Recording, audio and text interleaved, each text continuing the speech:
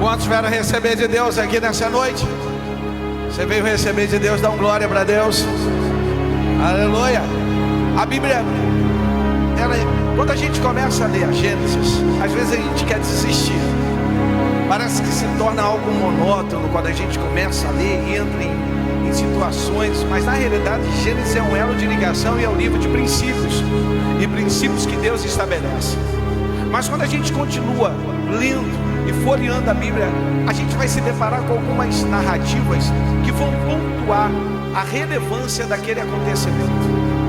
Tem situações que você vai perceber e vai passar, mas quando você vê alguém escrevendo ou relatando a mesma situação de outra maneira ou de outra visão, tem algo de tamanha relevância que precisamos entrar nas entrelinhas e tentar entender o que está se passando. E os evangelhos foram escritos em épocas diferentes, por pessoas diferentes, mas os evangelhos contêm as narrativas e curas e milagres que Deus e Jesus estabeleceram. Uma das coisas mais interessantes que nós precisamos entender, que Jesus ao longo do seu ministério percebeu algo que ele começou a atrair para si. Ele percebeu que por intermédio da cura, as pessoas se aproximavam dele. Desceu na Baixa Galileia, onde começa seu ministério, e ele começa curando, as multidões se aproximam. Agora que as multidões se aproximou, ele precisa fazer muito além do que só a cura. Ele precisa fazer o que vai além para mover as expectativas das pessoas. Se você entrou aqui nessa noite, eu não sei qual é a sua expectativa, mas a expectativa dos céus é maior do que a sua. Talvez tu tenha entrado aqui com algo muito, negativo. Se prepara, porque antes desse culto acabar e você passar por aquelas portas, Deus vai mudar essa história na tua vida. Você crê nessa palavra? Dá um glória para Deus, bem alto.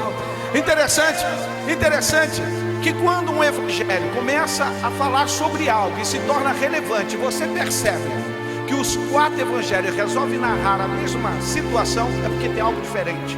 Então você precisa estar dentro da cronologia do tempo narrado, dos acontecimentos, para tentar entender o que tem ali de relevância para o nosso dia a dia e para colocarmos dentro do nosso coração e aplicarmos.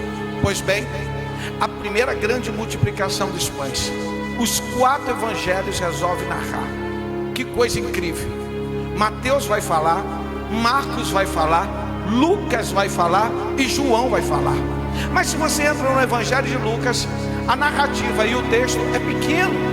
Lucas não se atém muito sobre a multiplicação, e deveria, porque se encontrarmos nos 4 evangelhos, o maior historiador de todos, ele é Lucas.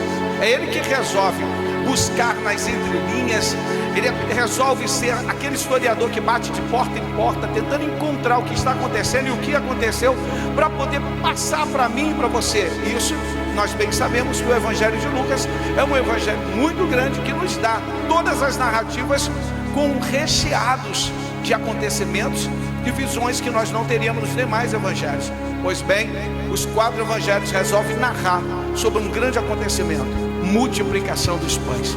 A primeira grande multiplicação dos pães, os 4 evangelhos resolvem narrar.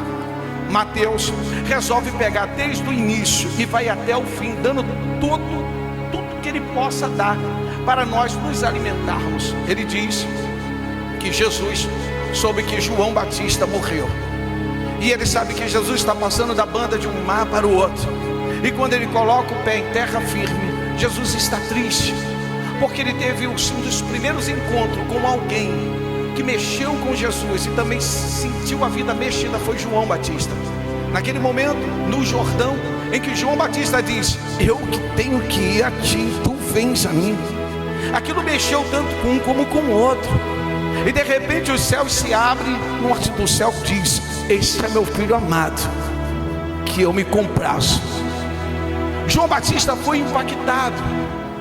João Batista foi tão impactado que ele começa a resolver dizer, e ele chama André e Felipe, que são um dos seus grandes seguidores, e diz: André, Felipe, está vendo aquele homem ali caminhando? Segue ele. André e Felipe quer questionar, quer ponderar, porque eles não querem sair do lado de João Batista, porque João Batista é uma voz que cresceu no meio de 400 anos de silêncio. Ele é a pessoa da geração, ele é o cara que todo mundo gostaria de estar perto. E André e Filipe, quando pensam em falar algo com João Batista aponta para Jesus e diz: segue ele, porque ele é aquele que tira o pecado do mundo. André e Filipe se calam e começam a caminhar ao lado de Jesus.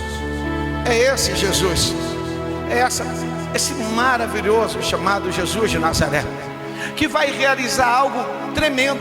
E quando a gente pega os 4 evangelhos e coloca dentro da cronologia do tempo narrado, dos acontecimentos que estamos falando, nós vamos perceber algo importante. Quando Jesus sai triste, Mateus diz que ele está muito triste porque ele soube que João Batista morreu. Então ele resolve se isolar. Mateus usa a palavra, ele quer se isolar. Mas quando ele resolve se isolar, a Bíblia diz que as multidões descobrem que Jesus foi para o deserto, e elas concorrem de encontro a Jesus. Nem sempre no deserto é lugar de luta. Tem deserto que eu e você passamos, que é lugar que Deus vai multiplicar. Não, você não entendeu o mistério. Quem entrou aqui pensando que o deserto é para acabar com você, não é. Lá você vai ter uma experiência com Deus. Olha para quem está do teu lado e diz: nesse teu deserto tem uma experiência do céu para a tua vida. Cadê o glória para Deus aqui nessa noite? Mateus então resolve dizer que ele resolve se isolar, e ele vai para o deserto. Mateus continua nos afirmando que as multidões começam a concorrer em direção a Jesus. E então Jesus, dentro do evangelho de Marcos, você vai encontrar que Jesus começa a curar os enfermos. Nos evangelhos de Lucas você vê que Jesus está ministrando, mas é no evangelho de João que Jesus vai falar com um dos seus discípulos chamado Filipe. Ele vai testar Filipe no meio do deserto, após curar, após ministrar, após se revelar através da cura e de milagres. É o evangelho de João que vai dizer que vai já chegando uma hora já muito forte. Então Jesus resolve pôr à prova um dos seus discípulos. Você vai no evangelho de João e você vai ver dentro da narrativa do texto, Jesus perguntando para Felipe: Felipe, como podemos dar de comer a esta multidão? Eu quero falar para você que entrou aqui nessa noite, que o céu vai nos testar nos nossos limites. Quando você pensa que não tem a capacidade, o céu está falando: você tem a capacidade.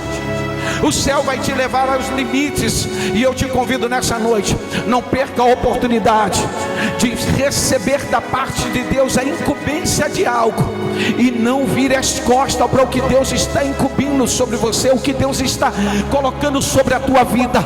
Porque se o Senhor está perguntando a você de que maneira podemos fazer, você pode se tornar o Ezequiel da minha geração e virar para Deus e dizer para Ele: Senhor, Tu sabes.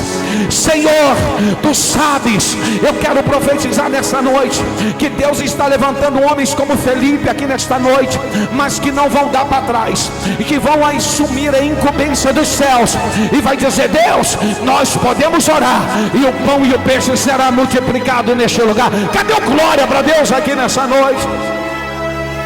Quisera Felipe pudesse olhar para Jesus e depois de ter andado tanto com Jesus e falar assim: Senhor, fique tranquilo, nós vamos dar um jeito. Não coloque dentro das suas palavras a palavra não. Vamos dar um jeito, vamos fazer algo. Era isso que Jesus esperava, e Ele espera de mim e de você. Por que você está desistindo tão breve? Por que você está parando agora? Por que você está deixando se abater pela oposição?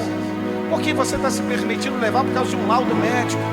Você já viveu tantas experiências com Deus. Felipe havia vivido tanta experiência com Deus. Bastava ele olhar para Jesus e falar assim: mestre, eu já vi tanta coisa contigo, que essa multidão não é nada. Eu bem sei que Tu vais fazer algo. Pois bem, essa não é a resposta de Felipe.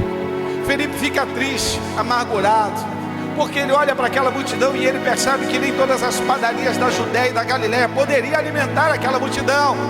E é nesse exato momento que entra também no evangelho de João, dentro do circuito, um dos discípulos chamado Pedro. E Pedro vem trazer até Jesus algo a ser resolvido. Pedro traz diante de Jesus uma criança que tem 5 pães e 2 peixes. Às vezes a gente está indo buscar recurso fora. Às vezes a gente está olhando para fora. Às vezes a gente está tentando ver se vem de longe. Só que você não entendeu que o que tem dentro da sua casa, que o que tem dentro, aqui dentro de você, que ninguém conseguiu tirar, é daqui que o milagre vai prover. Para de olhar para o horizonte lá embaixo. Para de tentar buscar distante aquilo que está dentro de você. O milagre que Deus quer fazer não está por fora do problema, está dentro da situação. Não está por fora da tua casa, está porta dentro da tua casa. A Bíblia nos mostra que os grandes milagres não foram feitas com coisas que não existiam, foram feitas com poucas coisas que já existiam. 2 Reis capítulo 4, o profeta pergunta para aquela mulher e diz: o que tu tens em casa? Eu tenho um pouco de azeite. Eu não sei o que te espera na tua casa, mas eu quero ser profeta de Deus sobre a sua vida para dizer: é suficiente para você começar a cantar o hino da vitória. É suficiente para você começar a acreditar no poder de Deus, da multiplicação e da vitória de Deus. É o suficiente para a glória de Deus ser manifesta na tua vida. Quem crê, levanta a mão e dá glória para Deus aqui nessa noite. Nós temos nas nossas mãos o que precisamos. Eu me lembro uma vez, depois que eu fiz uma cirurgia e meu salário caiu muito, e eu estava passando um aperto, e eu falei para Adriana: a gente não tem condições de pagar o aluguel, está tudo atrasado, meu Deus, como é que vai ser, Adriana? E eu falei: meu Deus, eu preciso fazer algo. Mas eu estava naquele momento de pós-cirúrgico, eu preocupado, e eu gesticulava para cá e gesticulava para lá, e eu perguntava e me questionava, eu não queria falar nada com meu pai, e eu preocupado, e comecei a falar com a Adriana, falar para a Adriana, e de repente eu levantei as mãos e percebi que nas minhas mãos tinha uma aliança. Eu estava tentando encontrar tantas coisas em lugares distantes, e quando eu olhei, eu vi um brilho nas minhas mãos, e eu me lembrei que aquela aliança eu tinha trazido do Japão. E quando eu olhei para a aliança, eu pensei assim: eu estou tentando buscar tão longe aquilo que já está nas minhas mãos. Eu me lembro que eu olhei para a Adriana e falei assim: me dá a tua aliança. Me dá a tua aliança. Como assim? Faz-se os anéis, mas os dedos ficam.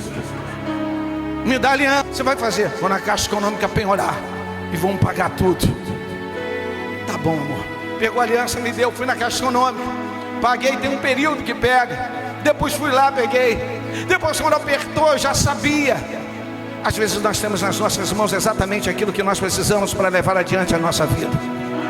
As portas que Deus vai abrir, muitas das vezes são breves, mas são firmes. Muitas das vezes elas vão tirar o peso de cima dos nossos ombros. Pedro trouxe até Jesus 5 pães e 2 peixes. O resultado para a multiplicação dos pães não estava em todas as padarias da Galileia, nem da Judéia, nem estava na mão dos grandes empresariados que poderia ajudar Jesus naquele momento. O resultado estava apenas numa coisa tão mínima, que era 5 pães e 2 peixes. E Jesus então manda sentar a multidão, porque agora os 4 evangelhos vai dizer uma coisa muito importante: que eu e você temos uma participação, e podemos participar dos grandes milagres. Se você não trouxer quem possa trazer aquilo que possa ser multiplicado, pelo menos Deus vai te interrogar perguntando: o que nós podemos fazer? Aquele que é conhecedor de tudo, que tem no controle de todas as coisas, que quando um médico dá um parecer para alguém, e quando Deus olha do alto e diz: esse parecer é do médico, mas a última palavra ainda é minha. Quando nós muitas das vezes estamos vendo as portas se fechando e nos preocupamos, e Deus diz: calma, preste bem atenção. As 7 cartas, as igrejas da Ásia, aqui João tem o privilégio de mostrar o que há dentro de uma igreja. Você não sabe o que tem aqui dentro, porque se você soubesse, talvez você não estaria aqui. Pega as 7 cartas de João, você vai ver a quantidade de coisas que acontece dentro da igreja. E a carta endereçada ao anjo da igreja. Mas a penúltima carta de Filadélfia vai declarar algo muito importante. Tem as Nicolaitas, tem Jezabel, tem imoralidade, tem tanta coisa, porque a carta escrita por João, ela é uma carta escatológica, que servia para aquele momento, servia para dias atrás, serve para o dia de hoje, vai servir para 10 anos à frente. para a gente entender o tipo de situação que tem. Mas a carta à Filadélfia diz algo que é diferente. Diz que nós temos nas mãos a chave de Davi, que porta que a gente abre, ninguém pode fechar. Nesta noite eu profetizo que Deus está abrindo portas aqui, na sua vida, na sua casa, na sua família. Eu profetizo que a botija de azeite que tem pouquinho vai multiplicar para a glória de Deus. Quem crê, levanta a mão e dá glória para Deus aqui nessa noite. A viúva do azeite, ela não tem nada. Ela tem 2 homens batendo na porta dela, e a forma de pagar são seus 2 filhos. Que vida injusta, que injustiça, perdeu o esposo, e agora a única coisa que ela tem como pagar é entregar os seus 2 filhos que lhe restaram. Vai entregar os filhos, vai ficar desamparada. Meu Deus, imagina você, Deus olhando para aquela mulher sentada no trono de glória, o justo juiz que julga sobre a terra. E quando viu aquela opressão, aquela oposição, aquela pancada naquela porta, ele falou: não, eu não vou permitir essa injustiça. Será que você não entendeu que o teu Deus está fazendo justiça em favor da tua vida nessa noite? Está preocupado por quê?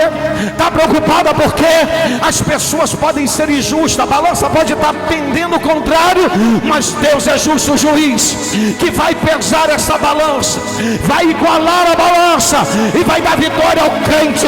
Cadê os crentes aqui nesta noite, que vieram aqui para dar glória a Deus, a Ele, aleluia? Levanta a mão e dá glória para Deus. Pare de buscar o que você precisa longe dos seus olhos. Pare de buscar o que você precisa, que está dentro da tua casa. Para de buscar aquilo que está aqui dentro. A fé está aqui. Aquela mulher foi até o profeta, e quando chegou no profeta, o profeta talvez deu muito pouca atenção. Na narrativa do texto diz ele, porque ele pergunta: o que você tem em casa? Aquela mulher tem uma situação enorme. Se ela pudesse, ela poderia contar quantas vezes aqueles homens bateram na porta dela como agiotas, fazendo uma cobrança, batendo: se você não vou tomar teus filhos, eu vou tirar o que você tem, eu vou arrancar o que você tem. E o profeta pouco dá atenção a ela, diz: o que você tem em casa?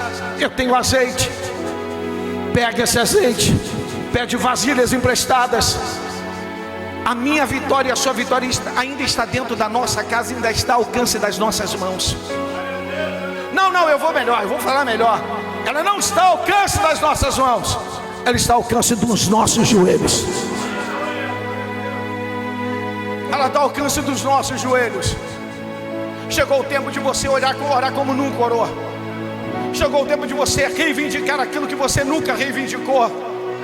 Chegou o tempo de você trazer à memória aquilo que te traz alegria, para você sair dessa angústia, para você poder chegar diante de Deus e falar: eu estou quebrada, mas eu acredito que tu, como um bom olheiro, vai me trabalhar sobre as rodas. E ainda nessa noite, esse vaso quebrado pela vida, de pancada de pessoas que pisaram por causa da oposição, por causa da porta, por causa da injustiça, esta noite ainda o olheiro vai trabalhar sobre as rodas, e vasos sairão daqui firmes e cheios do azeite de Deus. Quem crê, levanta a mão e dá glória para Deus aqui nessa noite. Os 4 evangelhos resolvem narrar e resolvem mostrar que por trás dos bastidores da grande multiplicação, a resposta não está fora, porque Jesus estava no deserto. A resposta não está em momento de alegria, a resposta está no momento das maiores dificuldades da nossa vida. Porque Jesus estava angustiado. Entre nos 4 evangelhos, Jesus se angustiou quando soube da morte de João Batista e se isolou no deserto. Por isso que o Senhor está falando comigo e com você nesta noite. O que você precisa não está longe de você. Aquilo que você está galgando não está longe de você, está aqui dentro. Faz essa fé novamente voltar em ação. Faz novamente isso que está lá dentro voltar a acender essa esperança que se apagou. Pare de se preocupar com o que estão falando ao teu respeito. Pare de se preocupar com o que foi o diagnóstico médico. Pare de se preocupar com as pessoas que são oposição ao teu talento, ao teu chamado, a tudo aquilo que Deus Deus colocou sobre os seus ombros a responsabilidade, e começa a se preocupar o que o céu está pensando ao teu respeito, sobre a tua casa, sobre a tua família, sobre a tua chamada, sobre aquilo que Deus colocou sobre os teus ombros. Uma coisa eu quero falar para você: eu fiz 55 anos de idade aos dia 15 de fevereiro, e ontem na igreja principal eu falei para todos lá: eu tenho o sentimento de dever cumprido. Tenho 22 anos pregando sobre o altar. Deus me deu um talento que eu não sei como foi dado. Talvez tenha passado de mãe para filho, porque um dia quando minha mãe morreu, a primeira coisa que eu falei: Deus, me dá porção dobrada que qual havia estabelecido sobre a vida da minha mãe. Vocês nunca conheceram minha mãe, mas minha mãe cantava e pregava, e ela inseria dentro da mensagem um louvor, e eu ficava olhando para ela. Eu tinha 7, 8 anos de idade, ali em São Cristóvão, minha mãe pregando nas consagrações para ela, o modo dela pregar, e ela inseria uma canção, e quando parava, começava a pregar novamente, e ela tinha um dom de revelação e de visão. Aquilo me aguçava, me chamava a atenção. Eu tinha 7, 8 anos de idade, e eu falava: um dia eu quero ser igual a minha mãe, porque eu gostava dos pregadores, Rodolfo Betemir e Gesiel Gomes, quando pregava em São Cristóvão, e eu ficava embaixo do púlpito assistindo o pastor Túlio Barros, pastor Gesiel Gomes, tantos outros, pastor Timóteo Ramos, que é presidente da Confradeste, assistindo tantos homens pregando, e eu ficava olhando, imaginando estar um dia naquele altar. Mas a minha vida me levou para lugares distantes, caminhos distantes, mas um dia Deus me deu uma pancada e me fez voltar para aquilo que Ele queria. Fui parar no Japão, quando pensei que estava com a vida ganha. Eu pensei que estava tudo dando certo. Você sabe que você é viajar para um lugar e todo mundo profetizar: olha, vai, que Deus é contigo, vai dar tudo certo. E quando você chega num lugar, você não tem um centavo. Às vezes passar a situação difícil. O mais interessante de tudo, Jorge, é que por mais que às vezes estejamos fora do plano de Deus, ou fora daquilo que Deus quer, o mais importante é que sempre tem alguém orando por nós. Tinha uma irmã chamada Terezinha Martins, que era minha mãe, que não parava de orar. Os joelhos dela saíam do lugar de tanto orar. Ela orava e ela tinha um fusquinha que botava 10 irmãs de oração dentro do fusquinha. Ela subia aquele viaduto do Negrão de Lima para ir para a Assembleia de Deus de Madureira, e uma vez ela não sabia dirigir, ela subiu na quinta, o carro desceu, mas nenhum carro bateu. Por quê, pastor? Porque só tinha mulher de oração. Você sabe que é um fusquinha com 5 mulheres de oração? Você sabe que é aquelas mulheres do coque, sabe aquelas mulheres que tinham que usar roupa aqui, porque senão era indisciplinada, da Assembleia de Deus em Bento Ribeiro, uma das Assembleias de Deus mais difícil e fechada. Então minha mãe era assim, ela estava orando. E um dia cheguei na área de trabalho, jogava durante o final de semana e à noite trabalhava numa metalúrgica. E eu cheguei no local de trabalho, deitei no tatame lá, fiquei olhando para o céu, falei: Senhor, não tem ovos, não tem pão de forma. Aquele pão do Japão é dois tamanhos assim. Eu nunca vi o pão, não sei se você já, mas o pão de forma do Japão, ele é assim, você come 2, é uma janta. Eu falei: Senhor, não tem pão de forma.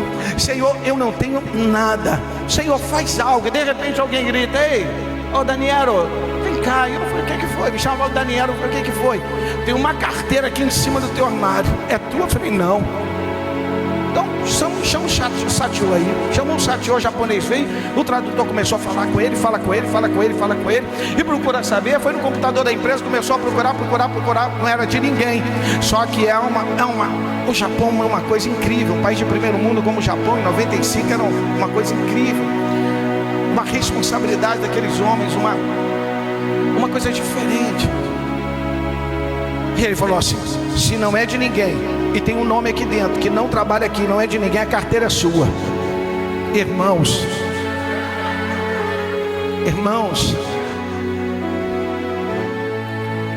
quando você ora, Deus manda.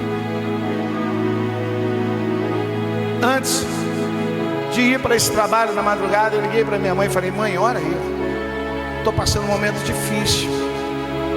Eu sou o filho mais novo. Eu falei assim: mãe, por favor, ora por mim. Era madrugada, eu estava pegando 6 da noite, era 6 da manhã.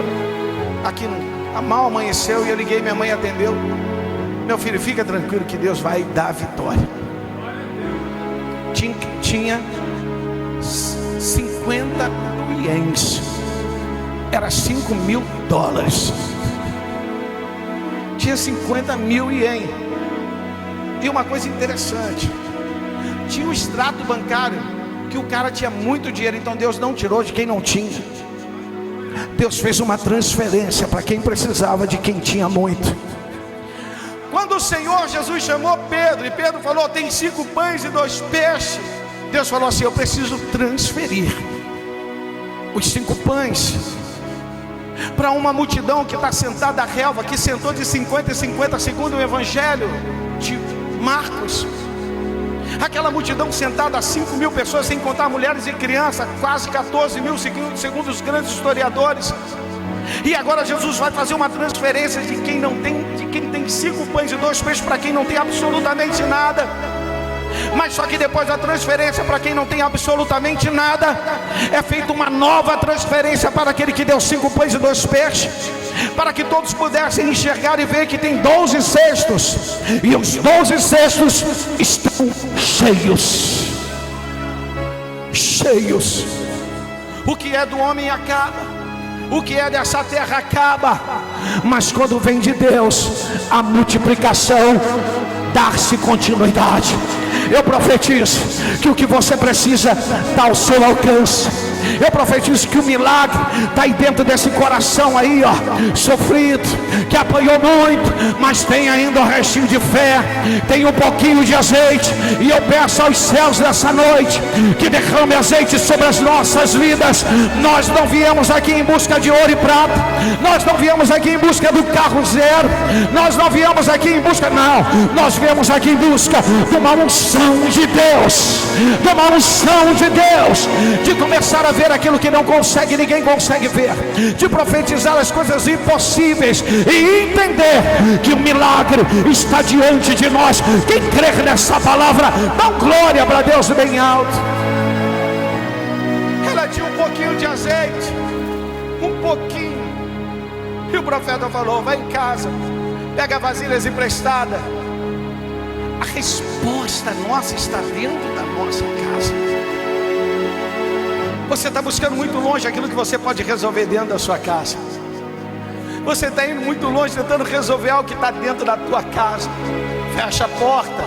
Foi a ordem que a mãe deu para os filhos: fecha a porta. Fecha a tua porta, dobra teu joelho e fala com teu Deus o que está acontecendo. Fecha a porta, dobra o teu joelho e fala para Ele quem você é. Fala para Ele o que está acontecendo na tua vida. Fala para Ele o que estão fazendo com você. E fala para Ele que você serve a Ele. Fala para Ele que as suas perspectivas são negativas. Fala para Ele que o teu coração está ferido. Fala para Ele da tua dor. Fala para Ele que a tua cabeça não aguenta mais. Fala para Ele que teu coração está apertado. Chega de lançar diante dEle. Lançai as vossas ansiedades, vossas preocupações sobre o Todo-Poderoso, porque Ele quer cuidar de vós. Lança sobre Ele e deixa os céus fazer a parte do milagre. Eu creio e eu posso ouvir com os ouvidos espirituais. Eu não sei você, mas eu estou ouvindo a cavalaria do céu. Há milhares e milhares de cavalos e seus cavaleiros de guerra descendo, pelejando em favor da minha vida, da tua casa, da tua família, do teu filho. Tem milagre de Deus, tem peleja de Deus. E se tem peleja, tem vitória para Deus, para a nossa vida. Quem crê, levanta a mão e dá glória para Deus. Tem vitória para a nossa vida. Oração move. Eu peguei os $5.000, contei, coloquei dentro do meu armário e falei para o meu irmão: quando você entrar de manhã, falte o trabalho, pegue uma carteira que tem $5.000 e você vá para o mercado fazer compras. Deus não vai nos desamparar jamais. Deus vai abrir portas suficientes para você dar mais passos. Deus vai abrir portas que vai te tirar um peso sobre os teus ombros e você vai poder respirar. Deus vai te conduzir quando ninguém vai te dar a mão. Não espere familiar te dar a mão, porque quando Deus nos levanta, a família se levanta contra nós de uma maneira tão tremenda, que quer pegar o nosso talento e pega uma pá e começa a lançar sobre o talento. Quantas pessoas que estão pegando pá e lançando a terra sobre o talento, lançando a terra sobre o talento. Vivemos em uma geração que os líderes estão tentando sepultar outros líderes. Eu tenho sentimento de dever cumprido aos 55 anos de idade. Nunca deixei de pregar, faça sol, faça chuva, passando pelo deserto, passando um momento agradável, passando isso, passando aquilo. A palavra de Deus deixa bem claro. O profeta Jeremias diz: prega em tempo e em fora de tempo. Se você está sorrindo, prega. Se você está chorando, prega. Não enterre seu talento. Não se vitimize. Não se coloque no cantinho do coitado, porque enquanto você faz a obra de Deus, os céus, Ele cuida de nós. Cadê esse povo que o céu está cuidando aqui nessa noite?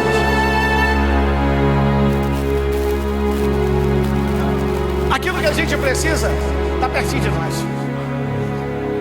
Encontre, pede para Deus essa visão. Eu estava desesperado, e quando olhei para ali, eu falei: meu Deus, está aqui, vou lá apagar. Depois de um tempo fui lá pegar a pastora Márcia. Depois de um tempo precisei de novo, fui lá e coloquei de novo. Deus sempre abre portas de escape que a gente vai caminhando, sabe? Ana, a gente vai passeando. Mas olha até onde você chegou. Pensa quantas portas Jeová abriu. Não, você nem entendeu. Se Jeová abriu a primeira porta na sua vida, você que está consciente disso, se prepare, porque tem outras portas que Ele continuará abrindo. Você crê nessa palavra? Olha para quem está do teu lado e fala assim: tem portas que Deus está abrindo, que ninguém nunca vai fechar. Tem promessas que Deus fez, que chegou o momento de Ele abrir a porta para você passar. Tem palavras que foram lançadas do céu, que aquele que zela pela palavra que Ele lançou está cumprindo aqui nessa noite. Tem coisas que ninguém pode fazer, só os céus podem fazer. Para de olhar para o muro do lado de fora, olha para dentro da tua casa. É lá dentro que tem um pouquinho de azeite que está aí dentro, guardado dentro de você, e que vai te fazer vencer a tua adversidade, esse momento difícil. E quando você menos esperar, você vai estar numa mesa preparando e cantando o hino da vitória, dando culto de ações de graça. Quem está comigo aqui? Quem está vivo?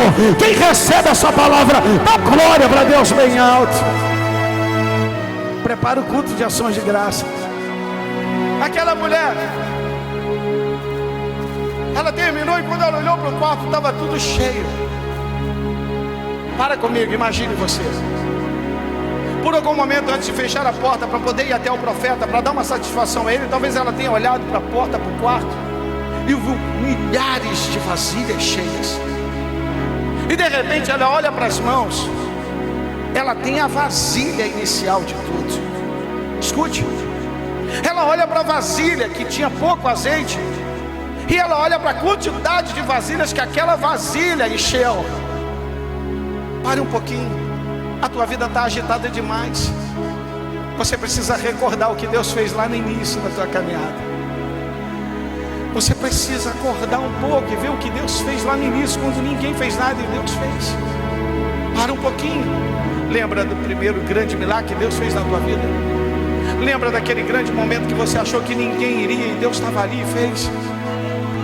Ela olhou para a vasilha e falou assim: meu Deus, a vasilha estava aqui o tempo todo. Olha a quantidade de vasilhas que encheu. Ela estava aqui em casa o tempo todo.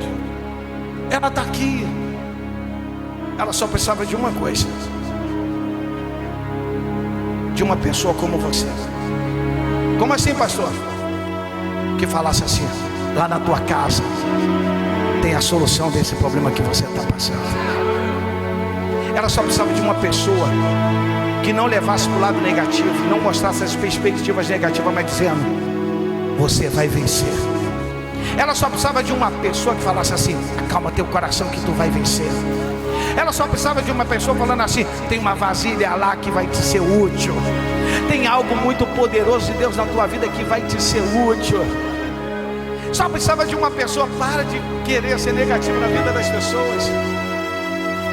Ontem, uma criança de mais ou menos 7, 8 anos veio me trazer um presente. E o pai chegou e falou: tá lembrado, pastor? Eu falei assim: amém. Aquela criança ali que me deu o presente, a mãe não podia ter filho. Tinha perdido 3 filhos que abortava sem querer. Ela não tinha condições. Mas estava ali a menina, 7, 8 anos, me presenteando ontem. Eu abracei, dei um beijo nela. Eu apresentei ela no altar da minha igreja principal. A família lá. Colada a ele tinha outra família, que também é família, que a esposa também era estéril. Tinham 2 mulheres estéreis.